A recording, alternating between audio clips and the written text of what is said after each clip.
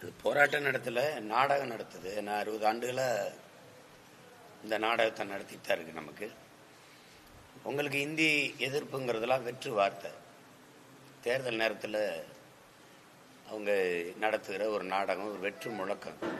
உளமாற இந்தி திணிப்பை எதிர்க்கிறவங்களா இருந்தால் எப்போவோ தடுத்து நிறுத்திருக்கலாம்.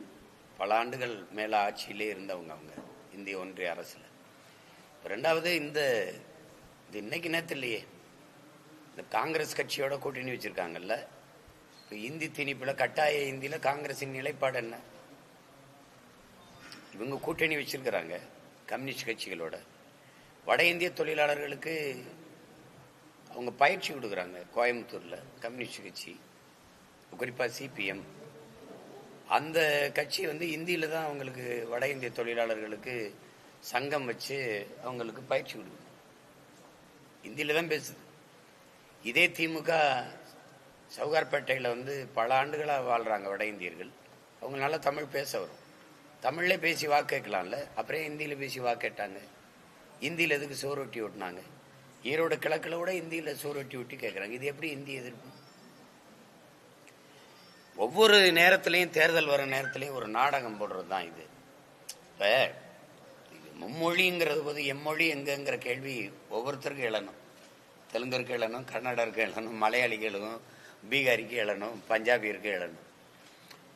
எம்மொழி படிக்க வாய்ப்பு இல்லாத போது இப்ப இருமொழி கொள்கைங்கிறதே இங்கே இவங்க எப்படி வந்துருக்காங்களா, தனியார் பள்ளிகள் எல்லாம் இந்தி இங்கிலீஷ்னு தான் வந்திருக்குது. இங்கிலீஷு இந்தின்னு. தமிழ் எங்க இருக்குது?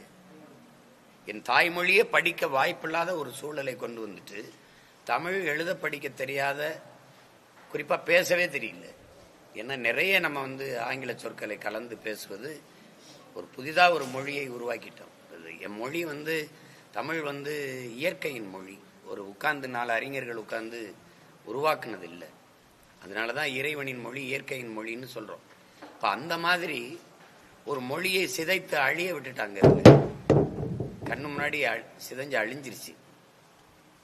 எங்களுக்கு தெரியுது, நாங்க சமஸ்கிருதத்தோடு தமிழோடு சமஸ்கிருதம் கலந்து பேசுனதுனால பிறந்து பிரிந்த மொழிகள் தான், பிரிந்து பிறந்த மொழிகள் தான் கன்னடம், தெலுங்கு, மலையாளம். கன்னடமும் கழிதெலுங்கும் கவின் மலையாளமும் துளுவும் உதிரத்தில் பிறந்ததுவேன்னு தமிழ் தாய் வாழ்த்துல பாட்டு இருக்கு. அந்த வரிகளை தூக்கியிருக்காங்க.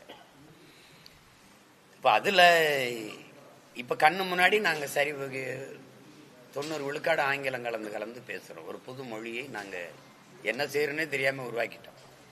தமிழ் படிப்பது பயனற்றது, அது வாழ்க்கைக்கு உதவாது, அது வேலை வாய்ப்பு தராது, அது எதுக்கு? அதான் வீட்டில் தான் எல்லாரும் தான் தமிழ் பேசுகிறோமே அப்படின்னு ஒரு இதை கொண்டு ஆங்கிலம் படிக்கிறதா அறிவுன்னு ஒரு பொது புத்தியில் அதை கொண்டு அதை நிறுவிட்டாங்க. அதனால் தமிழ் படிக்க வாய்ப்பு இல்லாமல் போயிட்டது. தாய்மொழி அழிஞ்சிருச்சு. இப்போ இந்த சூழ்நிலை புதிதாக இன்னொரு இந்திய படி, மும்மொழி கொள்கையில் இந்தின்னு நாங்கள் சொல்லலையேங்கிறாங்க. ஆனால் பேசுகிற தலைவர்கள்லாம் கும்மிடி பூண்டியத்தான்னா இந்தி இல்லாமல் எப்படி நீங்க தேநீர் கூட குடிக்க முடியாது, ஒரு கழிவறை கூட போக முடியாது, பானிபூரி கூட திங்க முடியாது. அப்படி எதுக்கு அந்த பானிபூரி என்ன திங்கணும்? கும்மிடி பண்ண தானே அடிப்பாங்கன்னு. நான் தமிழ் மட்டும்தான் பேசுவேன். அமெரிக்கா, கனடா, பிரான்ஸ், ஜெர்மனி எல்லா நாட்டுக்கும் போயிட்டேன். கனடாவில் முதல்ல என்னை கைது பண்ணாங்க. என்னை கைது பண்ண உடனேயே அவர் மொழிபெயர்ப்பாளர் கூட்டி உட்கார வச்சுட்டாங்க. அவருக்கு தெரியுது. அமெரிக்காலையும் அதே மாதிரி தான், கைது பண்ண உடனே கூட்டிட்டு வந்துட்டாங்க. அது ஒரு பிரச்சனை கிடையாது.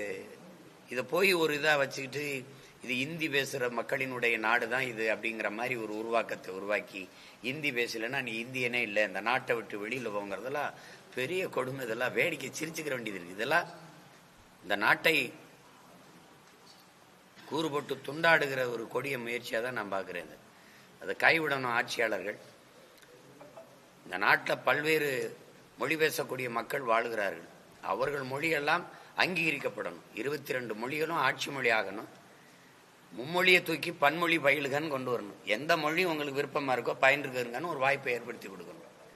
ஆனால் காந்தியடிகள் இந்த நாட்டின் விடுதலைக்கு போராடிய மிகப்பெரிய தலைவர். அவர் சொல்றாரு, இந்தியா ஒருமைப்பாடு மிக்க ஒரு நாடாக இருக்கணும்னா இருக்கு செய்தியாவே தமிழ்நாட்டை தாண்டி வாழுகிற மக்கள் தமிழ் கற்றுக்கொள்ளணும்னு இருக்குது. அவர் பேசுனா அவர் சொன்னது இருக்குது. அதை விட்டுட்டு சும்மா தேர்தல் நேரத்தில் அவங்க இந்த மும்மொழியை பிடிச்சி தொங்குறதும் இவங்க அதை எதுக்குற மாதிரி நடிக்கிறதும் அது ரொம்ப வேடிக்கையா இருக்கு. இவங்க நடத்துற பள்ளிக்கூடங்களே அங்க ஹிந்தி பயிற்றுவிக்கிறாங்க. மக்கள் தெளிவு பெறணும் இதுல, அதான் முக்கியம். நமக்கு எந்த மொழிக்கும் எதிரானவர்கள் அல்ல, நாம் சொந்த மொழிக்கு உயிரானவர்கள். இதுதான் நம்ம கோட்பாடு. எம்மொழியும் கற்போம் நாங்கள் வாழ, எம்மொழி தமிழ் கற்போம் எங்கள் இனம் வாழ. இதுதான் மொழி கொள்கை. எனக்கு மட்டும் இல்ல, உலகத்தில் இருக்க எல்லா மொழிகளுக்குமே கொள்கை மொழி தெலுங்கருக்கோ கன்னடருக்கோ மலையாளிக்கோ அல்லது துளுவருக்கோ அல்லது பஞ்சாபியருக்கோ கொள்கை மொழி அவர் தாய்மொழியா தான் இருக்கணும். பயன்பாட்டு மொழியாக ஆங்கிலத்தை வச்சுக்கிறோம், அது வேற வழி இல்லை, தொடர்பு மொழியா வச்சுக்கிறோம். விரும்பினால் எம்மொழியும் கற்போம். அதுல ஹிந்தி கற்கிறதுல என்ன எங்களுக்கு இருக்குது? இல்ல சமஸ்கிருதம் கற்கிறனா கூட எங்க பிள்ளைகள் விரும்பினா கத்துக்கிறதுல எங்களுக்கு ஒண்ணும் இல்லையா? பயன் இருக்கு, தேவை இருக்குன்னா கத்துக்கிற வேண்டியதானே. எங்க நிறைய பேர் பிரெஞ்சு படிச்சுக்கிறாங்க, எங்க குழந்தைகள்லாம் படிச்சுக்கிறாங்க. பிரான்ஸ் போக வேண்டியது இருந்ததுன்னா நமக்கு தேவைப்படுதுன்னு ஸ்பானிஷ் கத்துக்கிறாங்க, ஜெர்மன் கத்துக்கிறாங்க. நான் எல்லா நாடுகளும் பயணம் பண்ணேன், ஐரோப்பிய நாடுகள்லாம். எங்க பிள்ளைகளே என்னோட தமிழ்ல பேசுவாங்க, பக்கத்துல இருக்கிற ஜெர்மன்ல பேசுவாங்க. எங்க பிள்ளைகளே என்னோட தமிழ்ல பேசுவாங்க, அவங்களுக்குள்ள பேசும்போது கூட பிரெஞ்சில் பேசிக்குவாங்க. நான் அப்ப கூட சொன்னேன், நீங்க நம்மளுக்குள்ள பேசும்போது தமிழ்ல பேசுங்கன்னு சொன்னேன். அந்த மாதிரி மொழி கற்றுக்கொள்ள முடியாது. தாய்மொழியில் நல்ல ஆற்றல் நல்ல புலமை இருக்கும் பட்சத்தில் உலகில் எம்மொழியும் எளிதாக கற்கலாம். இதுதான் விதி, இயற்கையின் இருக்கிற விதி, எல்லாருக்கும் தெரியும். இப்ப நம்மளுடைய தமிழ் அறிவியலின் பெருமைமிக அடையாளங்களாக இருக்கிற நம்ம ஐயா அப்துல் கலாம் அவர்கள் தமிழ் வழியில படிச்சவங்க. அப்ப ஐயா மயில்சாமி அண்ணாதுரை என்ன சொல்றாங்க? தொடக்க கல்வி முதல் ஆராய்ச்சி கல்வி வரை தமிழே கற்பிக்கலாம். நீங்க உலகம் பூரா இருக்க ஆய்வு செய்யுங்களே, நோபல் பரிசு பெற்ற எல்லா பேரறிஞர்களையும் பாருங்களே, தாய்மொழியில் கற்றவர்கள் தான். எல்லா நாடுகளும், படைக்கிற எல்லா நாடுகளும் தாய்மொழியில் தான் கல்வி கற்றிருக்கு. பயன்படுத்துற நம் நாடு தான் என்ன மொழியில கற்கிறதுன்னு தெரியாம அல்லாடிக்கிட்டு இருக்கு. எல்லாம் மேடினா இருக்கு, என் நாடு மட்டும் மேக்கினா இருக்கு. என்ன தயாரிக்கிறீங்க நீங்க? கொசுவத்தி, ஊதுவத்தி, சாம்பிராணி, சூடம், வேற ஏதாவது தயாரிக்கிறீங்களா? டாஸ்மார்க், குவார்டர், பீர், பிராண்டி, இதை தவிர வேற ஏதாவது தயாரிக்கிறீங்களா? சொல்லுங்க. போர்க்கப்பல் எங்க வாங்குறீங்க? போர் விமானம் எங்க வாங்குறீங்க? பீரங்கி எங்க வாங்குறீங்க? என்ன கேள்வி கேட்டு அமைதியா இருக்கீங்க? சொல்லுங்க. என்ன என்ன நீங்க கண்டுபிடிக்கிறீங்க? சொல்லுங்க. ஓட்டு போடுறீங்களா பெட்டி, அதையாவது நீங்க தயாரிக்கிறீங்களா?